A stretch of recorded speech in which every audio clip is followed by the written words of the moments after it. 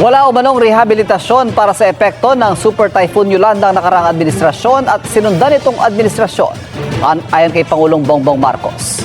Ang tugon dyan ng mga dating opisyal ng administrasyong Aquino at Duterte sa aking pagtutok. Habang nasa Tacloban, Leyte kahapon, tinanong ang Pangulo tungkol sa masamang kondisyon ng National Highway na patuloy na nagdudulot ng perwisyo sa mga taga-Samar.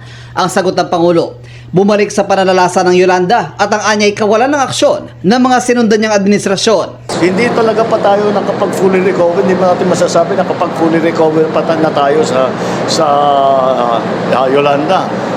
So that's still that all those rehabilitation, we only really started 2 years ago because nothing was done in the previous administration, nothing was done in the administration before that. Dagdag pa ng Pangulo, 12 years on, ngayon pa lang talaga natin na inaasikaso ng mabuti. So, but the plan is there. The funding will be available whenever the schedule requires it.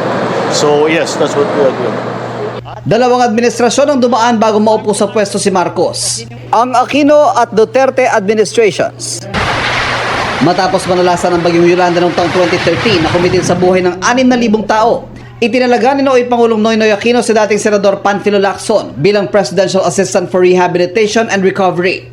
Sa pahayag ngayon bilang reaksyon sa sinabi ni Pangulong Marcos, sinabi ni Lacson na ginawa raw niya at natupad ang iniatas sa trabaho para pangunahan ng rehabilitasyon. Malungkot lang anya na wala siyang kapangyarihang magpatupad at maglabas sa mga pondo para sa rehabilitasyon at pagbangon mula sa pinsalang iniwan ng Yolanda.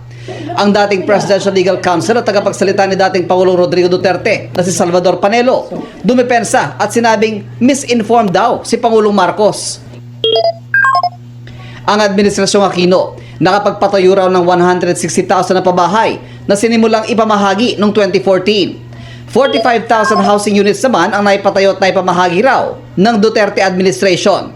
At sa pagtatapos ng termino nito noong 2022, katumbas ang 85% ng target na pabahay ang naipamahagi. Ayon kay Panelo, ipinagpapatuloy daw ngayon ng kasalukuyang administrasyon ng nalalabing trabaho sa rehabilitasyon, pero dapat kilalanin ang nagawa ng kasalukuyan at ang nakaraang dalawang administrasyon. Batay naman sa annual audit report ng COA sa NHA, halos 43,000 ang naipatayong housing units para sa mga nasalanta ng bagyong Yolanda sa pagtatapos ng 2016. Karamihan niyan ay naipatayo sa panahon ng Administrasyong Aquino. Nagpatuloy ang programa sa panahon ng Administrasyong Duterte. Sa pagtatapos ng 2022, umabot na sa 166,034 na pabahay ang naipatayo.